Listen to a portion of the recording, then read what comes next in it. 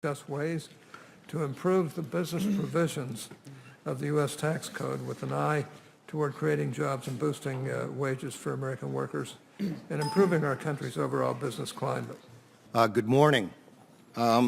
Tax reform's impact on the commercial real estate industry will have wide-ranging effects on the economy and job creation and the overall GDP, and I'm honored to be here today to talk with you about this issue. But it's not the first time that our industry has been before this committee and talked about tax reform. In 1981, Congress provided our industry with very aggressive tax incentives. These tax incentives spawned a robust tax shelter industry and resulted in the development of millions of buildings that had no tenants. In 1986, Congress rightly eliminated these tax shelter provisions. However, the combination of these actions caused severe dislocation in real estate markets nationwide, caused great numbers of lost jobs, resulted in countless bankruptcies, and many people believe that it ultimately led to the demise of the savings and loan industry. It took years for the economic pain to work through the system. Our industry steadily has recovered, and with congressional assistance, the federal taxation of real estate investment today is much closer to matching the economics of the investment. As a result, the commercial real estate industry today is estimated to provide about 20% of the nation's GDP. Our industry now employs millions of Americans, provides local governments with its largest revenue source, and plays a key role in the retirement savings and wealth creation of Americans. Importantly, commercial real estate markets today are largely imbalanced, where supply only modestly exceeds demand. Now, despite our industry's relative positive health, we know the underlying economy can and should grow more rapidly.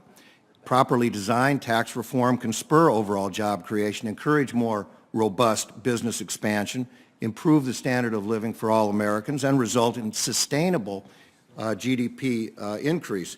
The first step should be reducing the tax on all job-creating businesses. This action should not be limited to corporate income, but should also include income from pass-through businesses. And I want to pledge to Senator Wyden that our industry and our organization will work very hard to make sure that there are not games played on compensation earned.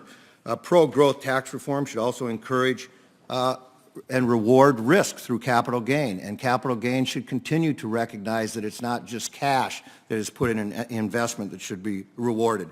Some concepts, however, may have unintended consequences. For example, our capital markets today are the envy of the world. Entrepreneurs are able to access debt amounts needed to provide their businesses with flexibility to build, operate, and grow their businesses. We should continue that and not end the deduction for business expense. The proposal to expense assets is troubling to us because it is suggested to apply to structures.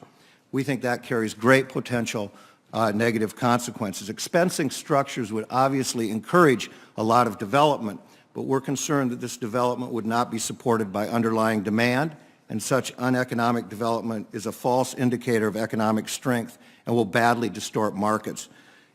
This is not to say, however, that the current cost recovery system is correct for our industry. We think it should be shortened.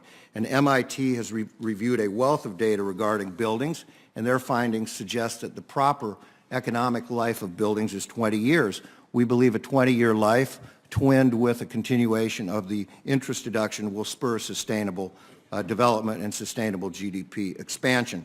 The deduction for federal, state, and local property tax payments should continue. We think that will cause many businesses to leave our urban areas, and we reject that idea. We believe the like-kind exchange rules also should be continued. We think they're a positive part of the economy. I would like to say that in 2015, Congress took a very positive step in the PATH Act regarding the taxation of foreign investment in U.S. real property. We urge you to now take another step and repeal that entirely. One final item that I would like to add, and that is that we would urge you to consider an infrastructure initiative of some type in tax reform. Action in this area is badly needed.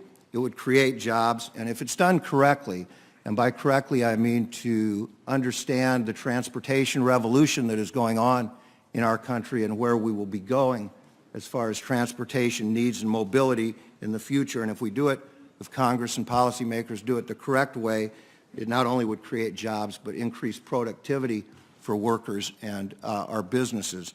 And I would be happy, we have submitted a detailed statement, and I'd be happy to respond to any questions about it or my comments today. Thank you. Well, thank you. Thank you so much, Alderman.